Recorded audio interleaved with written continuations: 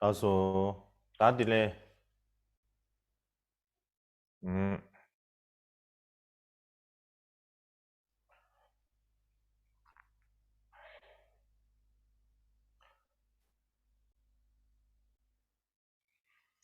That's how I say Now you can all hear me, right? Please raise your hands if you can hear me.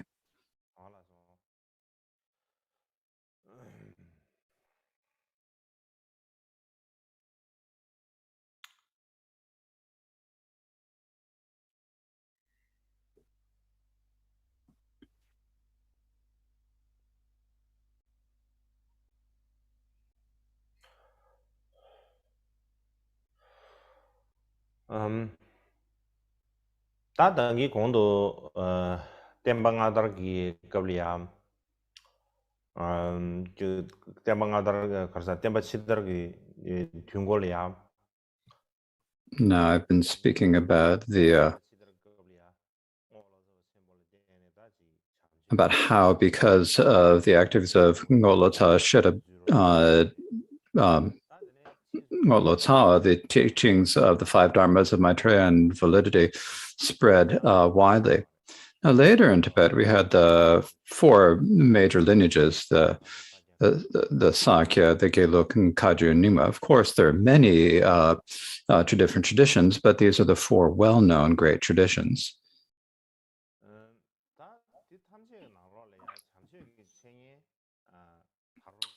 Now, the study of the five dharmas of Maitreya spread widely among all four of them.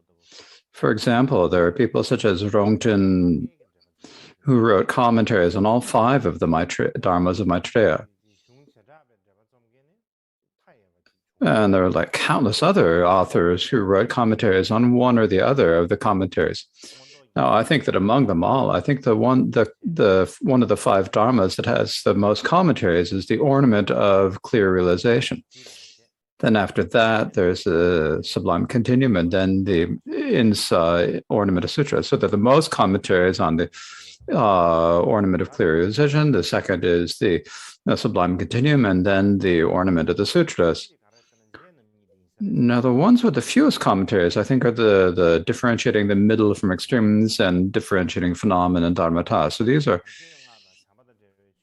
So in any case, when we think about the five dharmas of Maitreya, and then also the 20 dharmas related to Maitreya, they spread very widely in Tibet.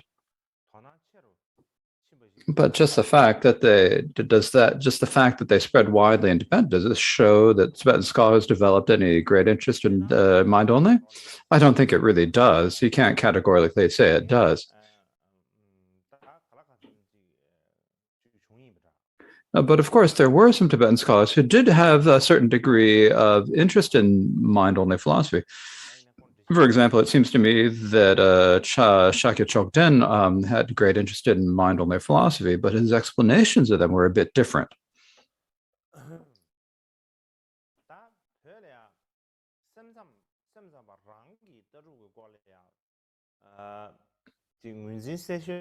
Never think about the one who took the greatest interest or had the clearest recognition of the mind-only philosophy of the mind-only philosophy, saying that this is what it is. The one of them who was those was Je Tsongkhapa Lobsang Drakpa. And I think that's how it is. And the reason for this is that he wrote a text called the Differentiating the Difficult Points of the Mind in the All-Ground. So there's a root text and a commentary. And if you look at the root text, and if you look at it in detail, you can see that it's basically mostly similar to Vasubandu's 20 verses and 30 verses. Some of the lines are very close. And he primarily speaks in here about the 8 consciousnesses in detail. Later, Tsongkhapa wrote this well-known text called The Essence of the True Eloquence, distinguishing the definitive and expedient. And so while he was writing this, he took the texts of like the Sutra Unraveling the Essence. There was the commentary on it by Asanga. There was also the commentary on it by the uh, Chinese commentator Wunshuk. The bodhisattva levels, the comparative and esoterics, differentiating the middle from extremes, and the ornament of the sutras and their commentaries, the compendium of the Mahayana, the compendium of Abhidharma, as well as Digana's explanation of this Dharmakirti's commentary of validity, Digana's summary of the 8,000 verse Prajnapitas, Shanta's pith instructions, the Prajnapitas, and the destruction of harm, and among various others. So he compared all of these texts to examine the difficult points of the mind only.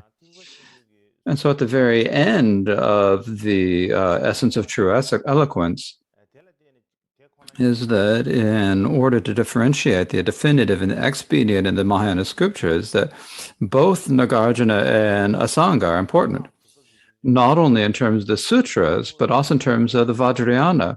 The Tantric Mahasutras also were similar to either Nagarjuna or Asanga. And so if we want to realize suchness, then these two are like the path. There's no way not to practice these two, to arrive there if you don't follow these two paths. And so then he felt that it showed that we can see this, that he has some knowledge of them. And then to determine the subtle logical points and to make the practice the essence, as he said.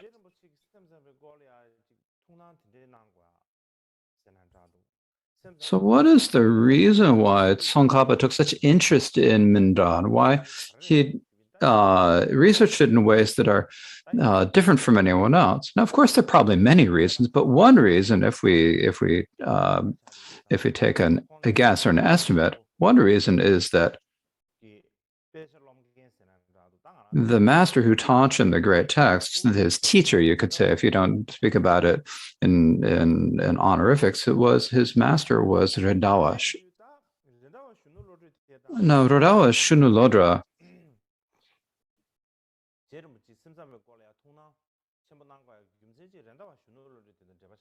I think that one reason why Tsongkhapa took such great interest in the mind only comes down to Rendawa Shunulodra. So before this point, actually, most Tibetans had been autonomous middle way. And the explanation of the texts that began with Patsap Lotsawa was there, but it had not spread widely. Now, during the time of Rendawa, the Rendawa had a strong influence in spreading the consequentialists widely. He worked hard to do this. And for that reason, the consequentialist view spread even more than it had before. And there's a text by Karma Kunchuk Shuna who said that these days in the snowland, the fact that all the wise and all the foolish people all say that they speak middle way, they breathe in a way, everyone is always saying middle way, middle way. And this is because of the kindness of Rendawa. So before that, there's a Tangsak, right? There's a Tangsak which is in Chang Tangsak. And he said that middle way is nothing more like a little, like a corpse there.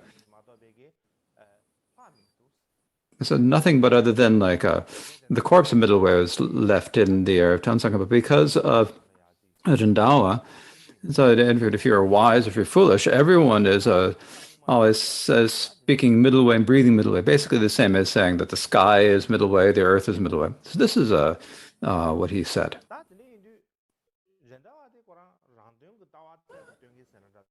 No, Rendawa was someone who emphasized the Rangtong view or emphasized the consequentialist view. But at that time, at the same time, or contemporary with that, there was a time when the Jonang Shintam view was spreading very widely. And so the Jonangpas, what they did, they said that the mind-only texts were the Shentong texts. Their view was the Shentong view. And so they took them into the Shentong view. And they emphasized the Shentong view. And Rindawa didn't seem to like this much because he was a Rangtong view. And so, yeah, so he emphasized the Rangtong, and the Shentong, and the Jonang was emphasizing Shentong. And because all the mind-only texts were being mixed into the Shentong traditions, he didn't really like that. In addition to that, the main practice of the Jonang main practice was the 6 yogas, which comes down to the practice of Kala Chakra. And so there are a few mentions in this question of some doubts as to whether it was a pure practice of Kala Chakra or not. And so for that reason, he became quite strongly opposed to the Jonang. So now one of Rindawa's teachers, Nyangan Kumbaba, so in the beginning they had a good connection, I think, but later when Rindawa was talking about questioning whether the Kanachaka view practice was pure or not, he had a bit of a break with his teacher, and I think he didn't have much of a relation with the Jonang. So in that case, at that point, the Rangtong and the Shenton at that time had a great dispute between them. So it was a time of great dispute between the Rangtong and the Shentong. So at that time, what the Shentongpas said that the mind-only tradition, they were mixing it into the great middle way tradition. So Rendawa considered it was important to keep the mind-only tradition as like a clean, pure mind-only tradition. And it was important to recognize what were the mind-only texts. You considered it important to recognize what is identified as the mind-only.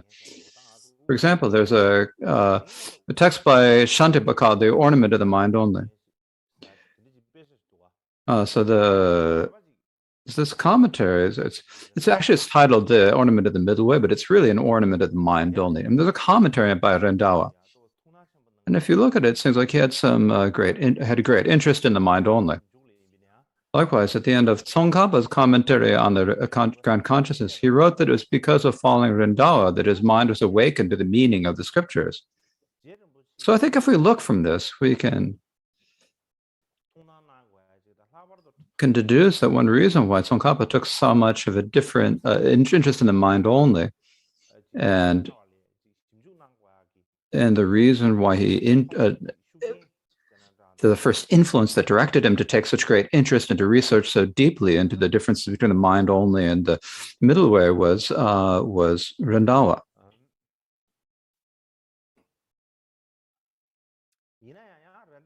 However, Rendawa said that all 5 of the dharmas of material were mind only. But Tsongkhapa said that they're a mixture of mind only and middle way. And so when we look at these, we see that Tsongkhapa himself, because he had such incredible natural and intelligence, as well as intelligence that he developed through his training. So he saw that he had his own particular research and his own particular views. In any case,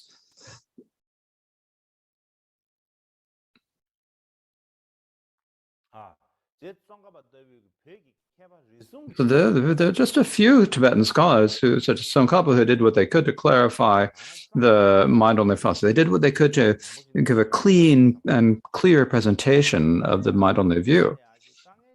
But one of the biggest difficulty we have in Tibet is that after the Vasubandu, there were many other scholars who wrote clear texts on the philosophy of the mind only.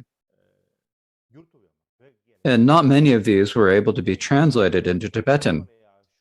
So for that reason, I think that it is important to translate into Tibetan the treatises that are in Chinese, such as the commentaries, Dharmapala, and so forth, on the proof of awareness only, the Vigyapti Matra Siddhi, and their commentaries into Tibetan. I think this is really important. If we can translate them into Tibetan, so in general in Tibetan we have a really strong tradition of studying the great texts in Tibetan.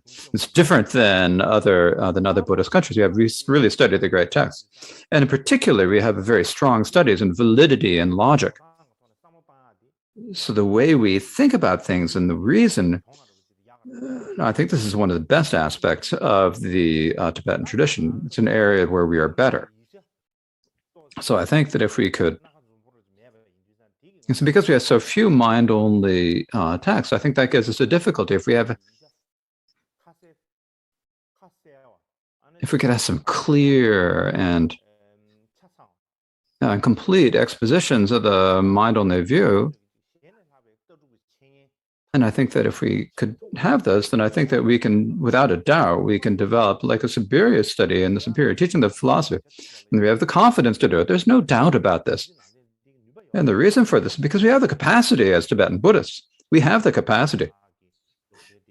We have this tradition of studying the great texts that has been going on for several centuries, and we using the methods of validity and using the logical methods to think and examine. We have many different methods, and so if we have the opportunity and everything that we need, then,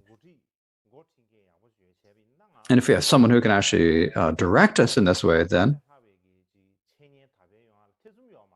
I think there's no doubt that we can have even better study and teaching of the mind-only texts than before. Okay, so this is the view of the spread of the view of the mind-only in Tibet, or the spread of the mind-only texts in Tibet. And so I've discussed that in many ways. Now, if there's anything that's a misconception or a misapprehension, then I beg your pardon for that. So now I'll speak about the difference between the distinctions between the mind only and the middle way, and distinctions between the mind only and the Buddha nature school. So I'll speak about these in brief. I'm primarily talking about these in terms of the research way. I'm not talking about it in terms of our ordinary way of looking at texts. I'm talking about it in terms of research.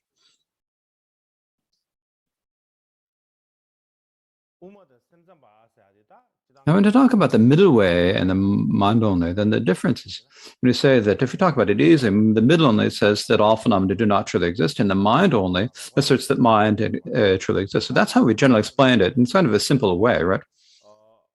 Now, in between these two, in terms of the philosophy, there are areas where they're similar. So they do have areas where they're similar, and even in their tradition, between the two traditions, there have also been endless disputes between the two. They've each refuted each other, and they debated with each other, disputed with the other. And so these disputes have not come to an end over hundreds or thousands of years. So if we look at it from this way, you can see that they're like each other's appointments in terms of they do have similarities in their view, but there are more dissimilarities in their views. And also, if we look at it in terms of the history, it's like you're saying opponents as in enemies, but in terms of philosophy, they were kind of philosophical appointments. In that respect, they were opponents. Like an example of how they were opponents is like the distinction of the debate between Dharmapala and Viveka over existence and emptiness. One says that everything is empty, another says that that awareness exists, and so it's this debate between the two, right? There's that story of that, right? So that is an example of the disputes between the middle way and the mind only.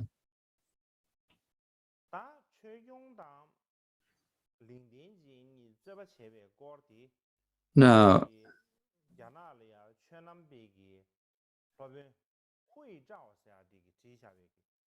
this debate between Bhaviviveka and Dharmapala is described in detail in Hui Zhao's Lamp of the Definitive Meaning of Proving Awareness Only. So it's described in there. Now, some people say from that basically the question of whether there actually was such a debate between Dharmapala and Bhaviviveka is really difficult to say. But the people who say that there was a debate say because it is written in Hui Zhao's Lamp of the Definitive Meaning of the Proving Awareness Only. So he was a student of Xuanzang, so it's probably from the oral tradition from Xuanzang.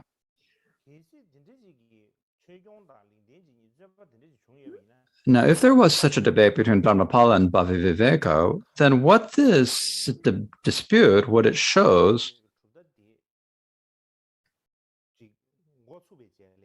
that after the mind-only school had begun and after it had developed, then at that point,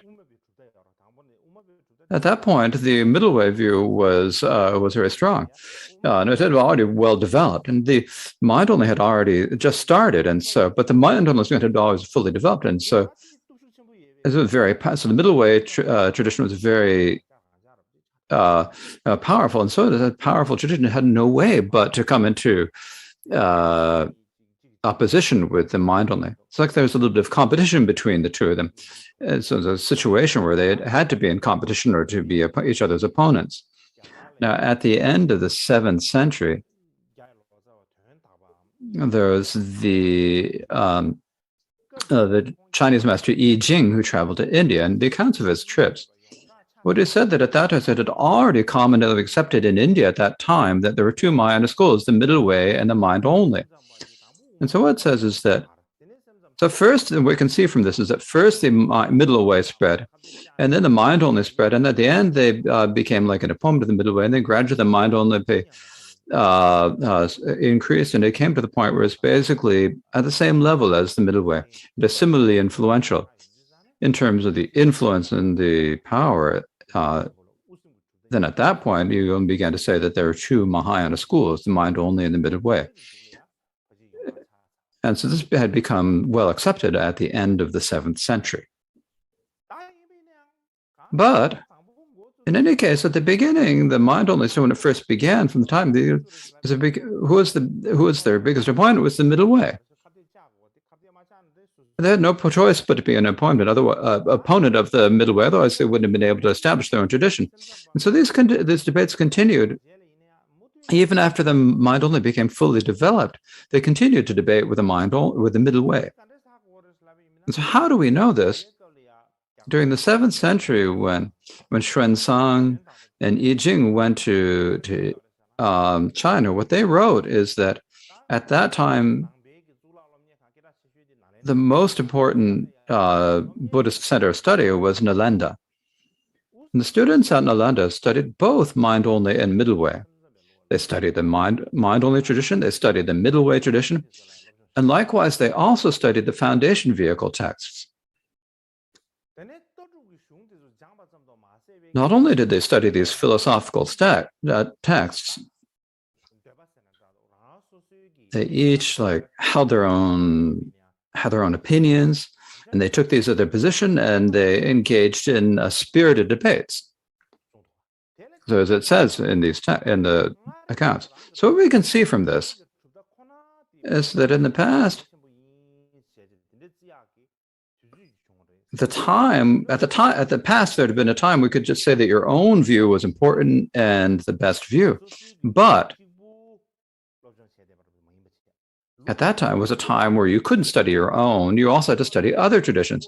If you were a middle way holder, you couldn't only study the mind only. You also had to study the mind only. The mind only had to study the middle way. You had to compare. You'd had to debate with each other. And they used many different ways. And they'd have to take there's a tradition of then taking positions from other schools and incorporating it into your own. In particular, the mind only was took many of the presentations from other schools and put it in their own tradition. For example, like the presentation of the Abhidharma, the really detailed presentations, many were taken into the mind only school. And they also took many the middle way views to establish their own positions.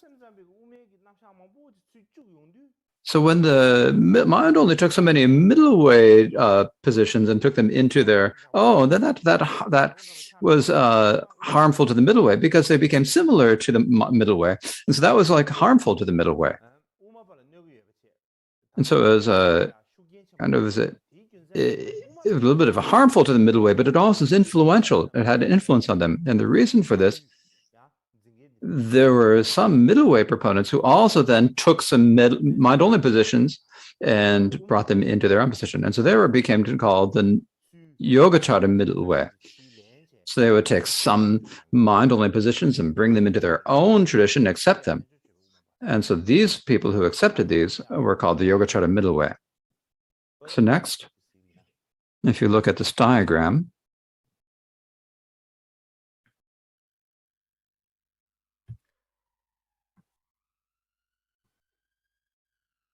now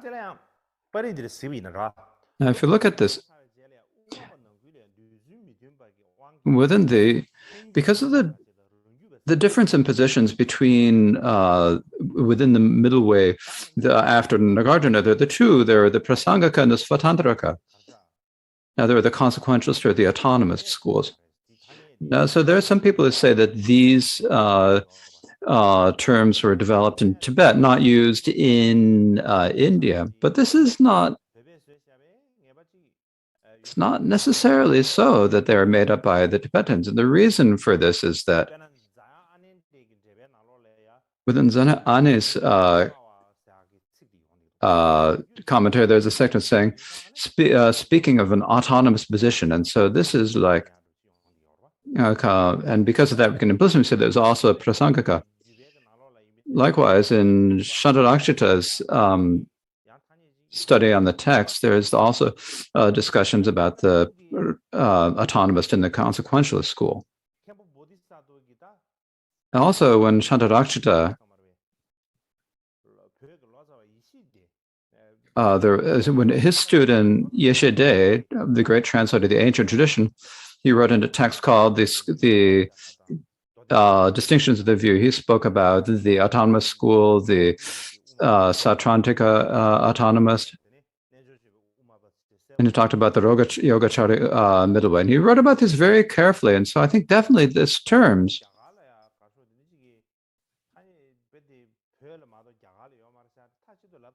so I think you can't categorically say that these are not Indian terms, so that they're only developed in Tibet. You can't say that categorically. So now the people who really founded or started this tradition were Buddhapalita and Chandrakirti. Some people say that it was Chandrakirti, some it was Chandrakirti, but the Buddhapalita was earlier, so I think you have to put it primarily as Buddhapalita.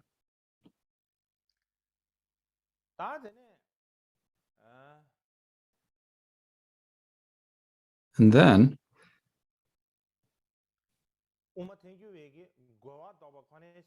so there's the people who use the Prasangaka who use only the presentation of negations, but then there's also Savantraka traditions use the they would use the presentation and they would use the logics of validity when presenting their own positions or negating others. And so these came to be called the autonomist way school because they used autonomous reasons. Now, when they upheld the when they upheld the Yogacara, the traditions of Sutra tradition, then they were called the Sautrantika Madhyamaka. This was Bhava Viveka and Jnanaprabha. Then also there was the Yogacara view.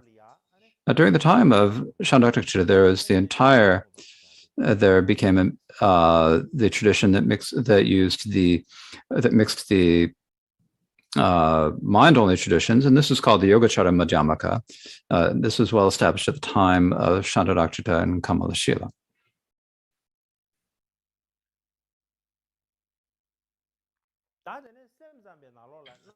And then also within the mind-only tradition, there was some had said that it was Dignaga who started the awareness-only school.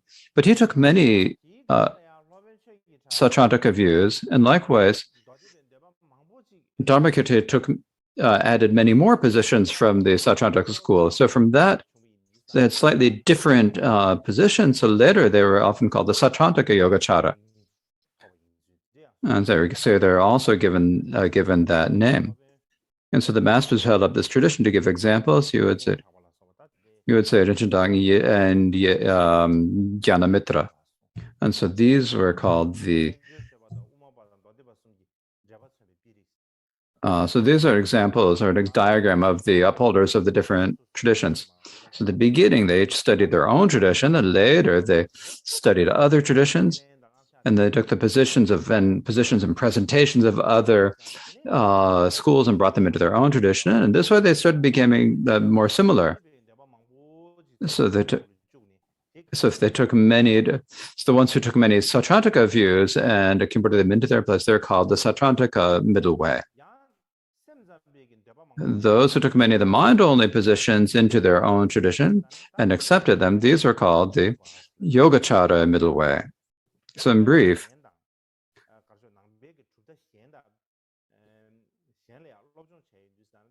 when they're studying, there are different Buddhist schools, and they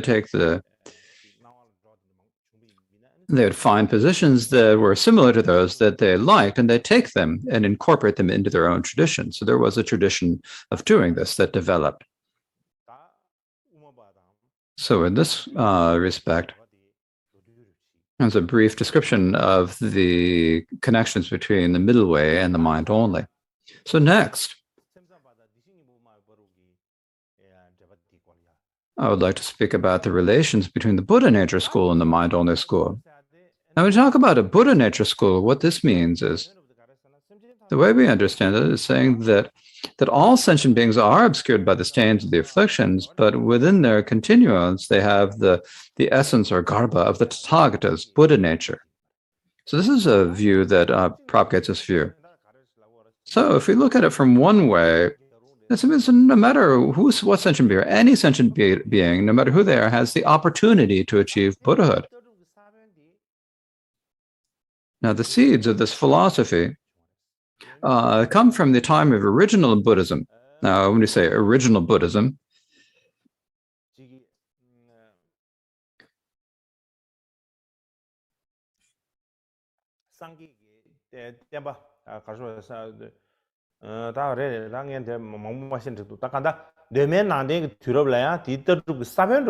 so basically, you can say that it came from the time of the original Buddhism, the seeds that this happened. They talk about luminous mind. Pabhasara chitta in Pali. So this is a Pali term that means luminous mind. So this appears in Pali, and it also in Sanskrit, prakriti prabhasvara chitta. So the nature of luminous mind. So this appears from the scriptures from the period of original Buddhism before the 18 schools developed. So this term appears before the Buddhism split into different schools. Then there's the word Buddha nature, Tathagata Garbha. So this word Tathagata Garbha, the earliest usage of this term, and where the place where this view was originated is a sutra called the Sutra of the Essence of the Tathagatas. Now, current modern researchers say that how do they examine which sutras are early and which are later? Well, primarily they look at when was it translated to another language, and in that way they respect the distinguishing which is earlier and later. They have no other method, right? These days, modern researchers weren't at that time, and so they look at what's in another language. Since the Chinese canon was translated from a very early time, they look at what was the earliest translation of the Sutra of the Essence in Chinese. And then look, is there a translation of it in another language at an earlier date? Or if you find a Sanskrit manuscript, well, what script did they use? And what century was it written in? So that's how they figure it out. In any case, the earliest usage of the term Buddha nature, Tathagata, and the place that the view originates is the Sutra of the Essence of the Tathagatas. Then later after that, there's a Sutra of the No Increase and No Decrease. And the Sutra of the Glorious Lion's Roar, or the other glorious Srimaladevi Sutra. And so there are quotations of this in Tibetan scriptures, but there's scriptures quotations from the Sutra of No Truce and No Increase and Decrease in Tibetan, but the sutra, it is not of. There's a very short sutra, so I'm thinking about translating. If it were long, I couldn't do it, but I need to find some time to translate it if I have the time. So if I have the time, I think I should, and I have that wish. Now, in the great Mahaparivana Sutra, what it says is, it says that Buddha nature, Tathagata, is the same as Dharma expanse or Dharma dhatu.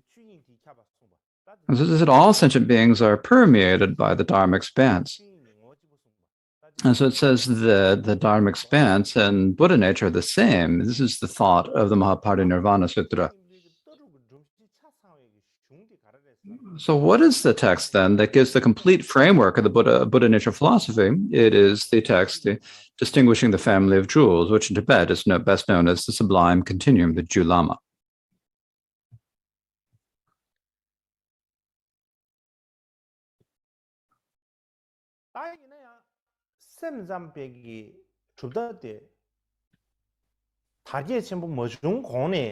But before the mind-only school developed, but by the time the mind-only school developed, most scholars say that the Buddha nature had already spread, had already developed.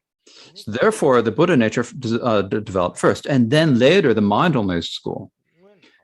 So the Buddha nature school was earlier than the mind-only. And likewise, that it's indisputable that the Buddha nature exerted influence on the mind only. There's no dispute because it was earlier. Because if it was earlier than mind only, it would have more influence on them, on the mind only. But because the Buddha nature school was earlier, therefore it naturally had a greater influence on the mind only school than the other way. How do we know this? For example, the way we know this is that, for example, when the mind only first spread, we can immediately see in the works of Maitreya, the divergent and middle from extremes, and the alternate extremes, we can see discussion of like the stainless nature or the luminous mind. Discussion of the luminous mind or the naturally luminous mind. And so we can see that there is immediately be some little bit of the view of the Buddha nature school. And so these are like in the ancestral, the original text of the mind only. And it becomes even clearer in the later text, in the text of Vasubandu. Now, how do we know this from the text of Vasubandu? Yeah, by the way, we know this in the Buddha nature, there says that one text that is of equal points as distinguished family jewels is a text called the Treatise on Buddha Nature. And this Treatise on Buddha Nature, now this is only in Chinese. And in the Chinese Buddhist tradition, it says that this treatise on Buddha nature was written by Vasubandhu. But these days, some contemporary researchers have doubts. They question whether it was written by, the treatise on Buddha nature was written by Vasubandhu. In any case, if it were written by Vasubandhu,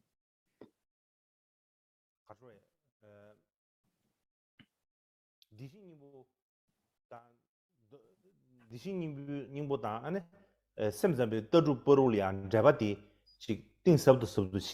see that there's an even closer and deeper connection between the mind only and the Buddha nature school.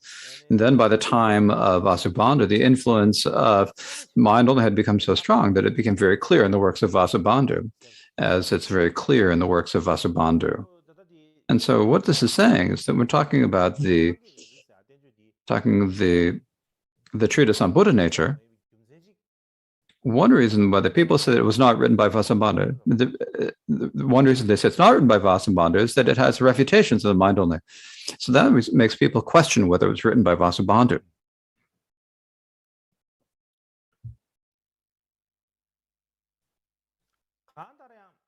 In any case,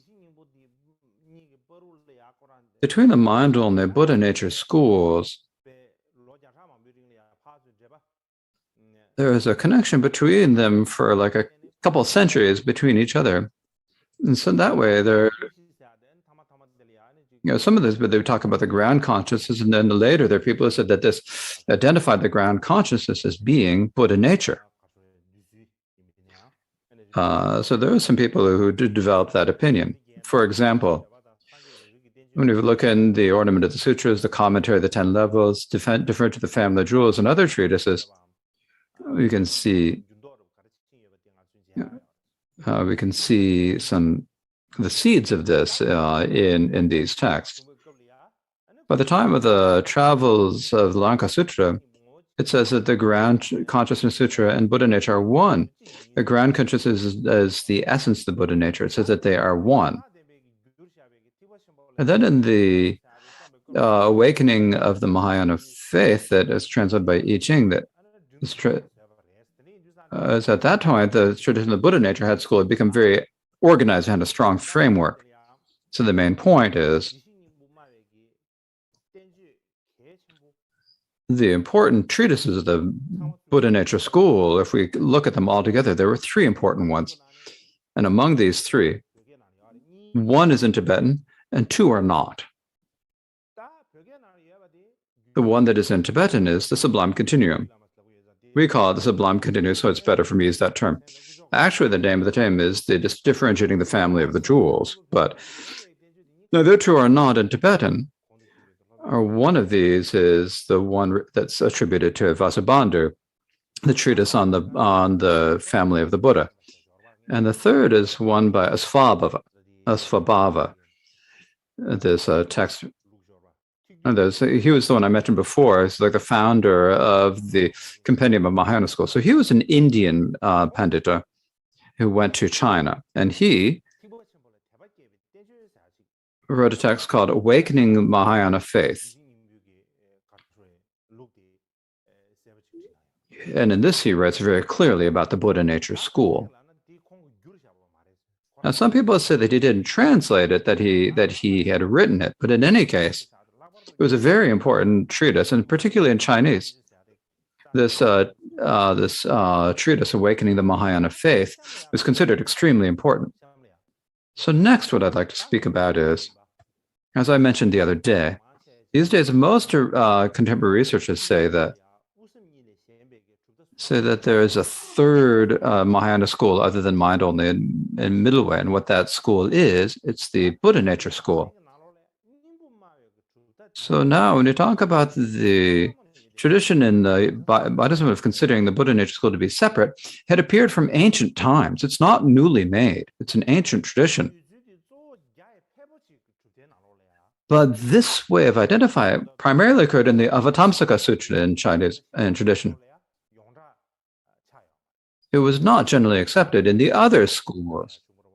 So in the Chinese, there's the Avatamsaka tradition, and within that, it's identified the Buddha nature school as a separate school.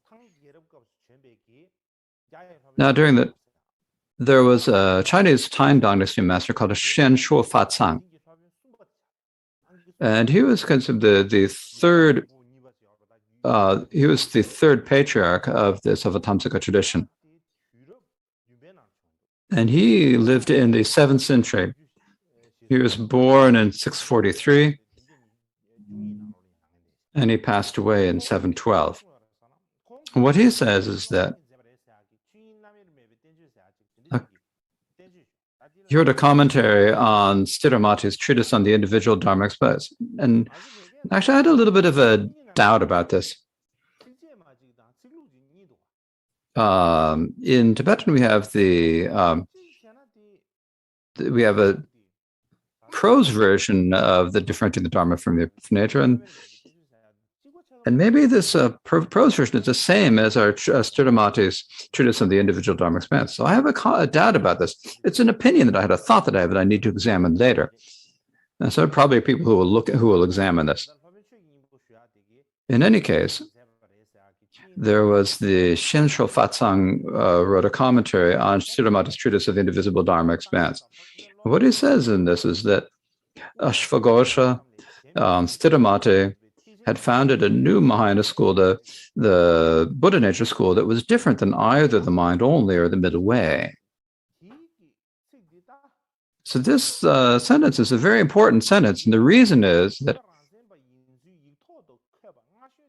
it is the earliest written record of there being an actual Buddha nature school. The first place that it says that there's an independent Buddha nature school. So that is the earliest written reference to such a school. So later there was a follower in his tradition, the Chinese master, Guifeng Congmi.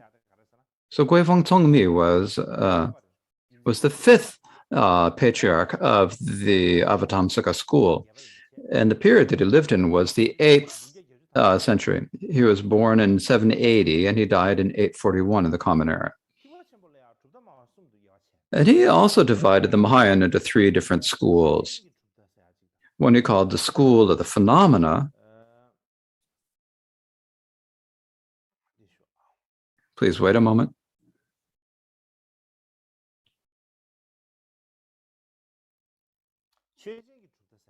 One called the school of phenomena, one called the school of negating phenomena, and the school of the nature of phenomena. So these 3 different schools. These later 2, or the earlier 2 schools. The later school, the school of the nature of the phenomena, what we call the Buddha nature school, the proponents of the essence. But he says that these are not part of the first 2. He says not only. He says between the 2, there are big differences between them. And he gave 10 great distinctions between these traditions. Talk about, it's better if we say, see, the Buddha nature school. So there are 10 differences between the Buddha nature school and the middle way. 10 great distinctions between the Buddha nature school and the mind only school. Now, I don't need to speak about the difference between the mind only, or between the Buddha nature school and the middle way school today. But I thought I should speak about the distinctions between the Buddha nature school and the mind only school. Now, the first of these is that it's difficult to talk about these in detail, so I'm just going to talk about them generally. The first distinction is that there's a difference of distinction that there are ultimately one view or one of the 3. So it's mind only said that ultimately there are 3 enlightenments and 3 vehicles. But the Buddha nature school says that ultimately there's only one school. So there's one distinction. And the second is that asserting whether there are 5 families versus asserting there's only one family. The mind only says there are 5 different families or 5 different dispositions or potentials. And among them, there is the cut-off family. There is a family that will never at all achieve Buddhism. There are sentient beings who will never achieve Buddhahood, they say. But in the Buddha nature school, it says that ultimately there's only the family of the Buddha. All Buddhas have the potential and the ability to achieve Buddha. There's no sentient being who will not achieve Buddhahood. And so it says that all sentient beings are permeated by the Buddha nature, by the Buddha family. And the third is asserting that the nature of mind versus asserting that it is not. Now, what this means, asserting that the nature of the mind is confused versus asserting it is not confused, primarily is that the mind only says that all phenomena arise from the expanse of the ground consciousness. That ground consciousness itself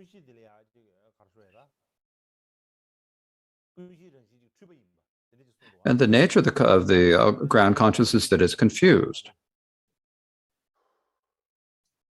And then the Buddha nature school says that the nature of the mind is suchness, and suchness is unconfused. And so that is so the difference of whether the nature of mind is confused or not. Then there's the distinction of asserting suchness is not consequent to causes and conditions versus asserting it is consequent. So in the mind only identifies the suchness is that it is the nature of a no negation, of a negation of the existence of, but they say it's an unchanging nature of selflessness, the nature of a no negation. But the Buddha nature school, that suchness, the way they explain it as, it is the unchanging nature of Buddha that it is consequent to cause and consciousness. It is a nature, an unchanging nature, and yet it follows cause and conditions. And because of this,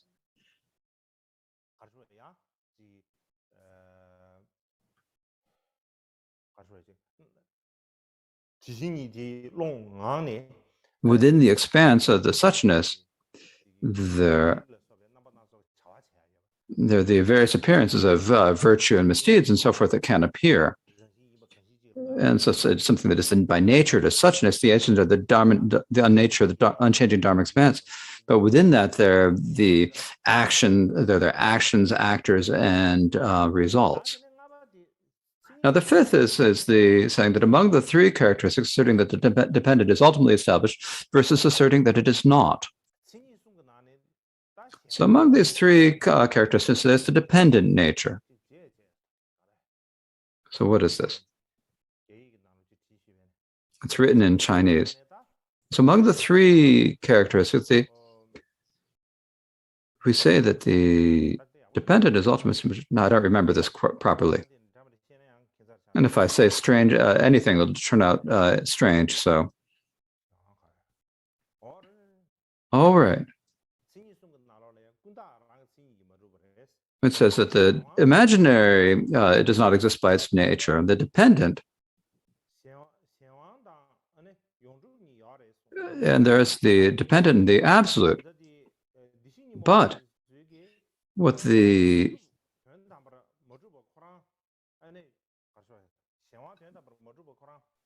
Buddha Nature School says that the dependent is when it's that the absolute is empty of the dependent. So it's a very complicated subject. Now, the sixth question is saying that asserting there's no increase or decrease among sentient beings versus asserting there is none. So the mind-only position is that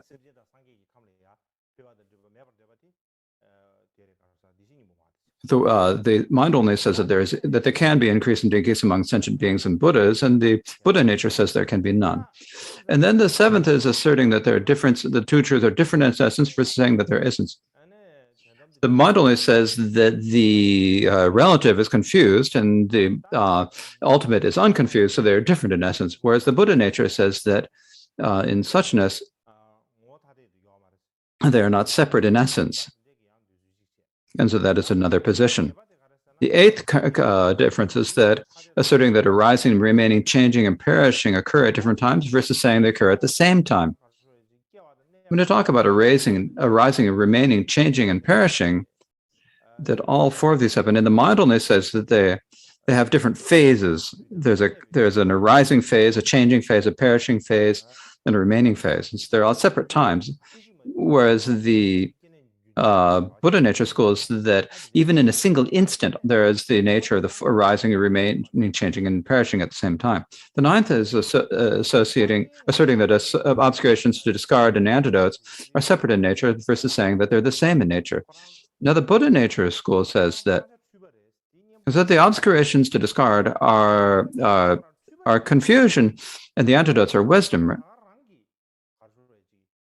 And within the obscurations to discard that are confused, within that self there is the nature of wisdom. So this is the nature of that confusion itself is wisdom. Now, so there's a method of explanation. So for that reason, so when you talk about obscurations don't have a separate nature and the antidotes don't have some other separate nature. The 10th distinction is asserting that the Buddha's body is conditioned versus asserting that it's conditioned. Now we're talking about this Buddha's body. Now I kind of wonder what they're talking about in detail here, but in any case, if you're looking at it, it's saying that both the form kaya and the dharmakaya of the Buddha are conditioned or unconditioned. So these are the 10 different distinctions. And I didn't have time to look at this in detail. I looked at this, but I don't remember it well. So perhaps tomorrow, if I have time, I might look at this and speak about this in more detail. So I'm going to talk about how the development of modern research into this.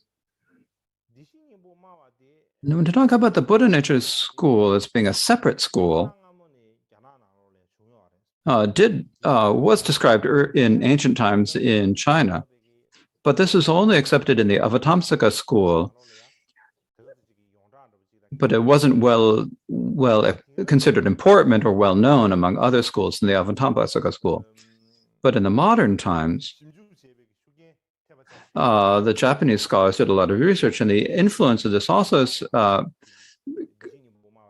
brought this view into Chinese schools, that it was once again, so the Buddha Nature School is then considered important in Chinese circles as well.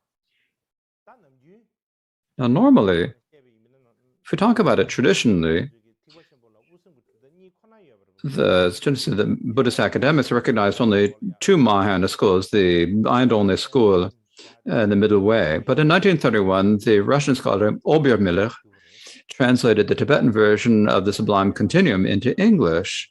And later, in 1935, the scholars Johnston and Bailey published fragments of the Sanskrit text of the Treatise of Differentiating the Family of the Jewels, the Sublime Continuum.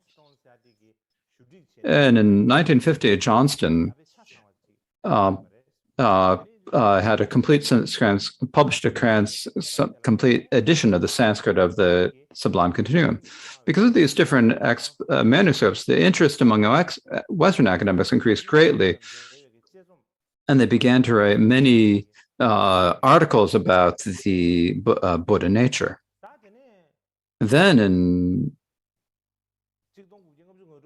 1956, Erich Frauweiler, the German scholar, the Austrian scholar,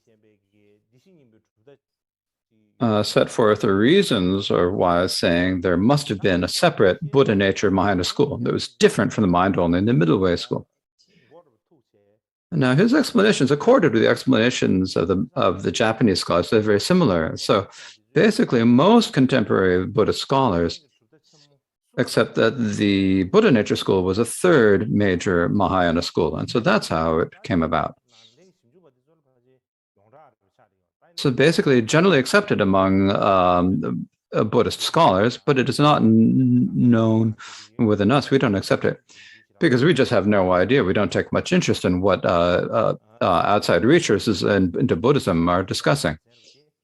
And so one reason why I'm speaking about these is that generally in our Tibetan Buddhist tradition, we talk about the Buddha Nature School, or we say that the view of Buddha nature comes down to the Sublime Continuum. If we say that there are only 4 Buddhist schools, then if we only say there are 4, then there's no choice but it has to go into the middle way. It wouldn't fit in the mind only. And its view is profound, and so it's no place to categorize it, but in the mind only. What I think is that we do say that it's like mind only, but that there's no different real problem with it. Saying there's no problem with it, it's up to this point we've been saying this, but what I think is that actually, when we put the Buddha Nature School into the mind only school, then we aren't able to bring out all the power or all the capacity. If we aren't able to bring all of the, in order to bring out the particular presentation that in Buddha Nature School, when we categorize it as middle way, and we put it in that framework, it's like, it's like a bird that can't spread its wings and fly. So we can take it out of that framework or cage and let it out and let it fly on its own wings, then the presentation of its philosophy, all of its power and energy will be able to come out. That's the way I see it. I'm not saying that it's not okay to call them the Great Middle Way School, but if we, from a different perspective, we talk about them as a different Buddha Nature School, we'll think about it as a different school. So if we say that if we're middle way, then we have the middle way text, primarily the root versus the middle way. Probably when we look at it from one perspective, Nagarjuna himself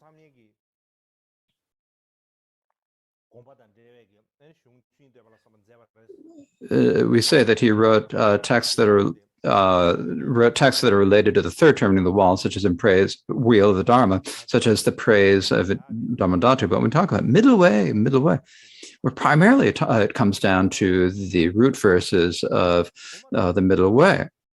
When talking about prajna, the root verses in the middle way called prajna, if you aren't really fitting with the root verses, then it's difficult to say that you're middle way. And so when you look at it, when you say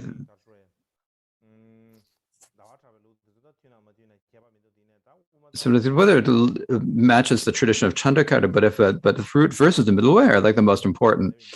Different. If we say that it doesn't fit with what it is taught explicitly in there, it does talk about the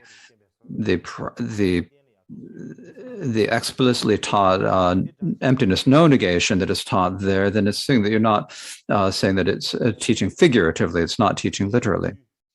So when the Buddha nature schools are, as if there's always this difficulty that looking for these areas, we're going to say that the Buddha nature school is not imitative. If you say that it's not imitative, then there's no. And so if you'd say that it's not the middle way, then I think it can bring out its full potential. And so I think that's enough for today.